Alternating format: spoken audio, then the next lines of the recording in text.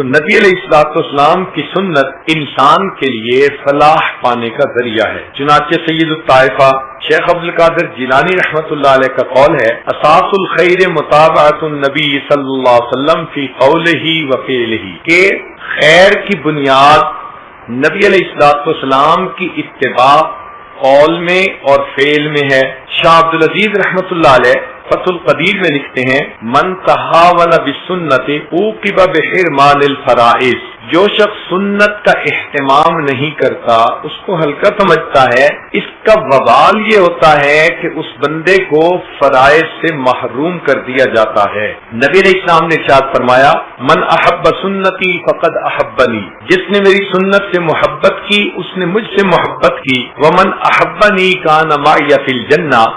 اور جس نے مجھ سے محبت کی وہ جنت میں میرے ساتھ ہوگا۔ ایک حدیث پاک میں نبی اسلام نے ارشاد فرمایا، من تمسک بسنتی عند فساد امتی فلہ اجر 100 شہید، کہ جو میری سنت کا اس وقت التزام کرے جبکہ سنت کی طرف سے بے توجہی کی جا رہی ہو، اس کو چھوڑا جا رہا ہو، تو نبی علیہ السلام نے فرمایا کہ اس بندے کو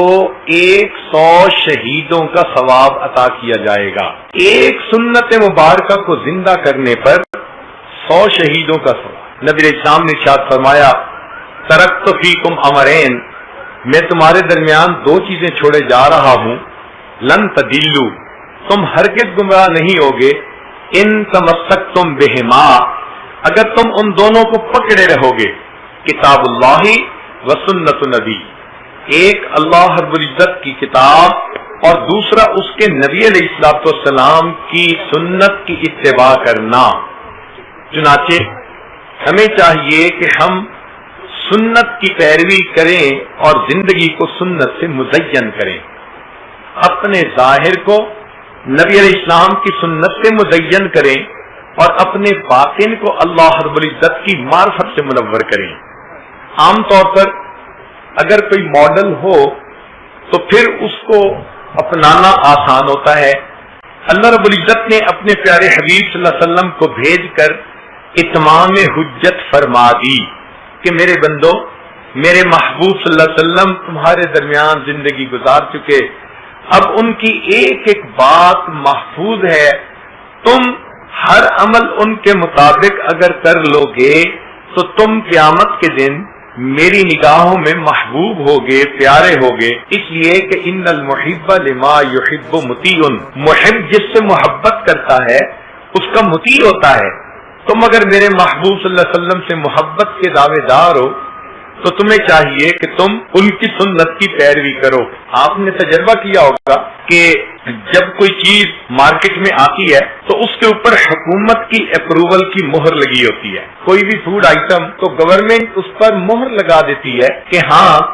یہ تمام قوانین کے مطابق کھانا تیار کیا گیا۔ اب مہر لگے ہوئے اس فوڈ کی کچھ اور قیمت ہوتی ہے، اگر کوئی ایسا فوڈ آ جائے کہ جس پر رجسٹرڈ ہونے کی مہر نہیں لگی ہوئی تو اس کو اول تو دکاندار ہی نہیں رکھتے، اور اگر رکھ بھی دے تو گاہک اس کو نہیں خریدتا۔ بالکل قیامت کے دن یہی ہوگا، اللہ رب العزت کے فرشتے متعین ہوں گے، انسان کا نام اعمال پیش کیا جائے گا، جس عمل پر سنت کی مہر لگی ہوگی اس کو اپروو کر دیا جائے گا، قبول کر لیا جائے گا، اور جس پر سنت کی مہر نہیں ہوگی اس کو رد کر دیا جائے گا،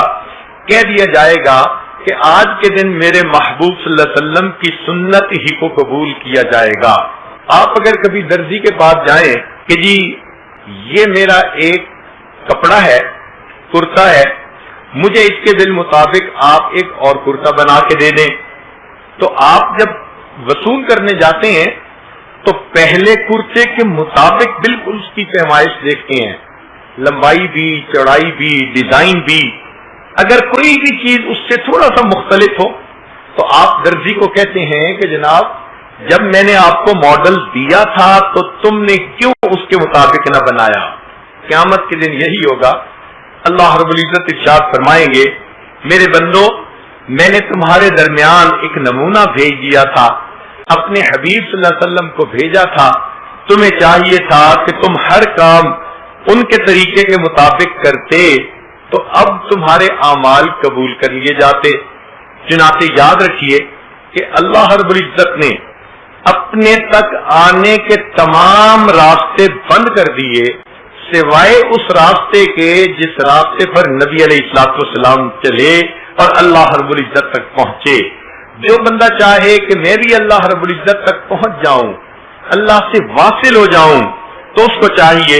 کہ وہ بھی ہر کام میں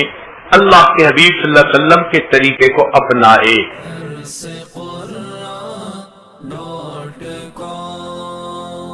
www.darsequran.com